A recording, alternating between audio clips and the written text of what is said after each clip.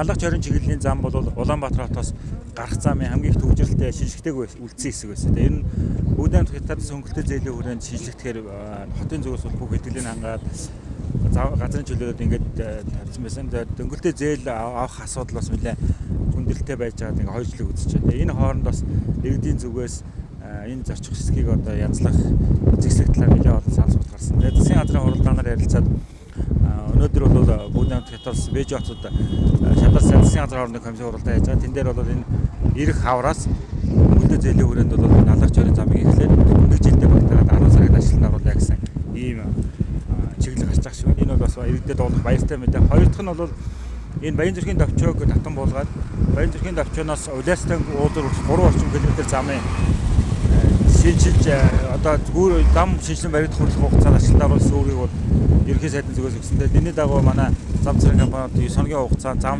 хаалгүйгээр ажиллаад одоо өнөөдөр замын зарчиг шиг нээж жижиг сэрэг засваруудаа бол эргэлэн ороод үзэж нэгснээрээ Баянзүрхийн хуучин давчой байснаас гүүр хүртэлх хэсэг бол 4-ийг нэ урсгалтай явуулсан. За гүүрнээс цаашаа Улаастан гүүр хүртэлх Туудангуураас Улаастан гүүр хэсгийн 2.2 км зам бол 2 нэтэй гэж шийдчихсэн. Нэгснээрээ зам бас нэг саараас үжилэг арилгахын сайн талтай болсон. Манай компаниуд урдан шуурхай ажилласан учраас бас замын компанийн талаас нь айлхал бастай. Нэгснээр манай зүүн чиглэлээс орж ирсэн 5 аймаг 3-4 иргэд Улаанбаатар руу орох хэсэг тодорхой хэмжээгээр бол төгжрлийг сааруулсан юм арга хэмжээ олгож шийдэж байна.